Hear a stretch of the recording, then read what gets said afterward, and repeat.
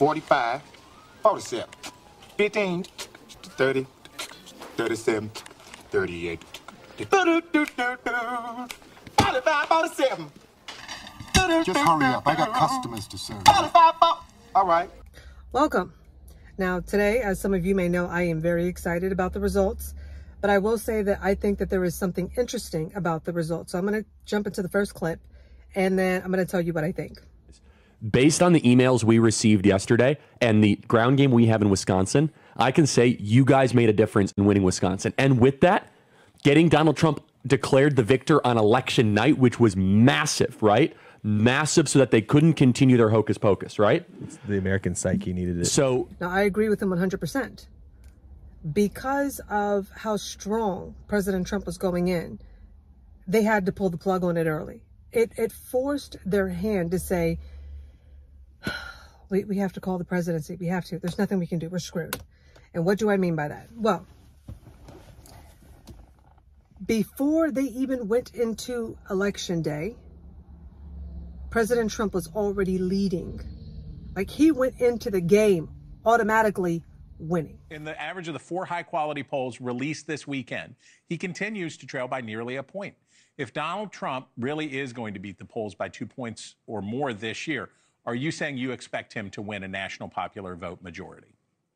We certainly have a great shot at winning the national vote, but I think more importantly is that we are going into Election Day with leads in Arizona, Nevada, North Carolina, and Georgia, and we are doing substantially better in Michigan, Wisconsin, and Pennsylvania than we were in either 2016 or in 2020. So we are in a great position to win this thing on Election Day, and we are very bullish, and Donald Trump is right now barnstorming across every one of these battleground states and talking directly with the American voters about the issues that they care about, and that's what's going to get him across the finish line. And I certainly see why you and the folks in your party have been very excited about these early vote numbers, and part of that is a testament to the work you've done as chairman, pivoting away from attacking early voting to encouraging the Republican faithful to jump in with both feet.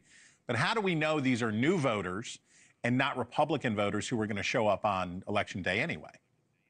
What we have seen in the data for all of the voters that have turned out and voted either absentee or early is that the vast majority of them did not vote in 2020 versus those who voted on Election Day in 2020. So we know we are not cannibalizing our votes. We are creating new voters. We're turning out low propensity voters. But what we have seen this year is that Donald Trump is going to win the early and absentee vote combined for the first time in the history of the state. We have seen a huge surge in voter registration, all of which puts us in a great position for him to win it on Election Day. And I think that because of this, no matter what they tried to do, that early voting really threw a monkey wrench in there. They didn't know what to do with that. So everybody that got out there and voted early, thank you. And I think the beautiful part about it all is that it was people that had never voted before or people that hadn't voted in a long time. And of course, there were people that were regular voters that voted for him the last 2 times that were in that line. But that's what really did it. That's what tipped the scale in a way that they could not come back from. And the reason why I say that it forced their hand and there was nothing that they could do and that there was still shenanigans is because of this. None of this makes sense. Like, I'm looking at the numbers and I'm just like, okay, like, I'm not like a data analyst or anything like that, but nothing about this picture looks or smells right, okay? So you're going to tell me that in 2016, he almost got 63 million votes. And then in 2020, this is with the Trump hate, he still was able to get almost 10 million votes more. This is under Trump derangement syndrome. This is under the vote against Trump.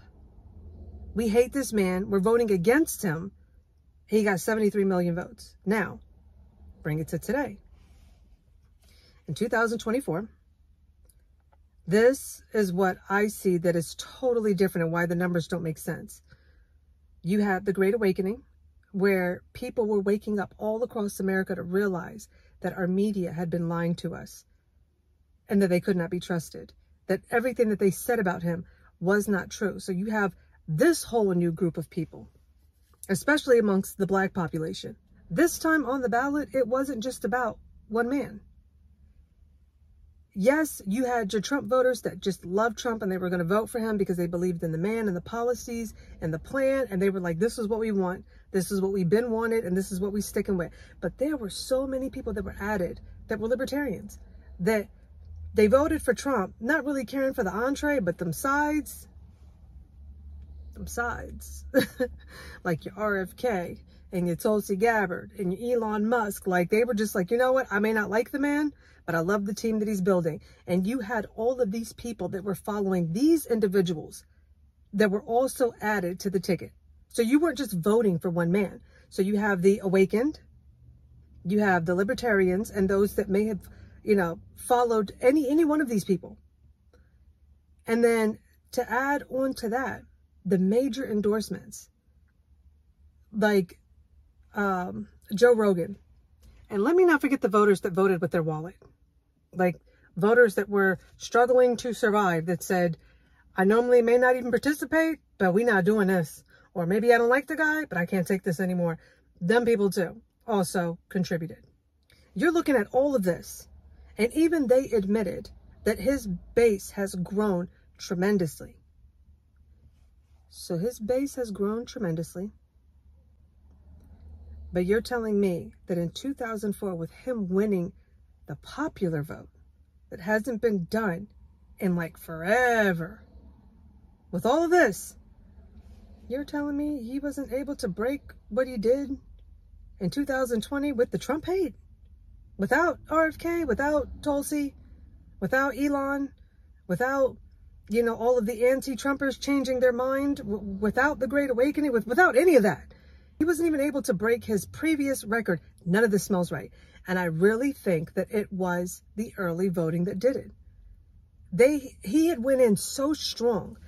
And I can't remember who said it. It might have been Charlie Kirk, where he was like, or it may not have been. Doesn't matter. But they said that what they are asking Democrats to do is something that they have never done before. They have always been known to vote early. That's where their winning would come in, because Republicans tend to vote on the day of. So they would throw in all of their ballots in afterwards, and that's how they would take elections.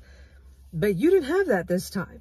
And I think that it was becoming so overwhelming that they were just like, we have to stop the bleed. There's nothing we can do. And if this continues to grow, like, it's going to look really bad. Like, there's not going to be any way to be able to hide the overwhelming support and the scream that is coming from the American people. Not only that, but I also, and I'm going to get into it into another video, they won't be able to continue with the manipulation of the people that still believe in their rhetoric. Because phase 2 is going to go into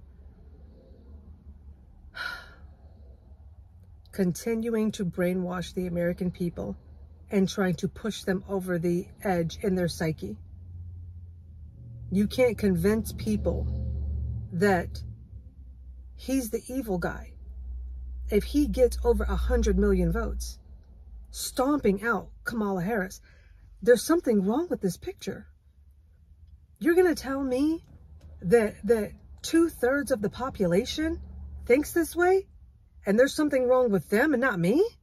You can't pull that. So I think that they pulled the plug in order to save face and allow them to continue to do the manipulation on the American people. That's my assessment on it. And I'll just go ahead and play it anyways, because I'll probably do it twice. But let's just play the clip. Can now project that Donald Trump has won the state of Wisconsin, which means he is the winner of this race and will return to the White House as this country's 47th president. And for so many of you watching right now, that news is, to say the least, a lot to digest. I understand that personally. After he lost 4 years ago, he refused to accept the outcome and incited a violent insurrection on our nation's capital. He's campaigned while facing criminal indictments related to his efforts to overturn the 2020 results, and he's run as a convicted felon. During this campaign, he has also promised to essentially be an authoritarian leader, to use power like no American president ever has before, and wield that power to go after his political enemies. This is a man who's also bragged about overturning Roe v. Wade and stripping away women's bodily autonomy. He's promised to conduct mass deportations to crack down on the rights of millions of Americans. Donald Trump is an anti-democratic force, but he's just been elected democratically in our country. This is not news. This is more propaganda. And it should be illegal what she's doing. President Trump is the 47th president of the United States of America. But let me tell you about this monster. Let me tell you about this man. And she goes on to just give you a list of things. And by the end of it, my heart was racing and I'm thinking, if I believed what these people had been saying, and I'm heartbroken because I don't understand how Kamala could lose. And then I hear this woman come on and give this. This is a dog whistle. This is the hate rhetoric that has gone undetected to them. They don't understand that all of this is that hate speech that they claim that they are against. They're being programmed, you know, with a lullaby. It sounds like she's being caring and, you know, we should really be concerned, but it's no more than fear. It's fear, you know, wrapped in lies, and it's really meant to mess with the psyche and the soul of a person. How did we get here? How did we get here? To know that there is that much ignorance and that much hate in this country. It's so terrifying. It's so terrifying. How could you do this? How can you claim to be a Christian or anyone of moral values? I'm sorry. No!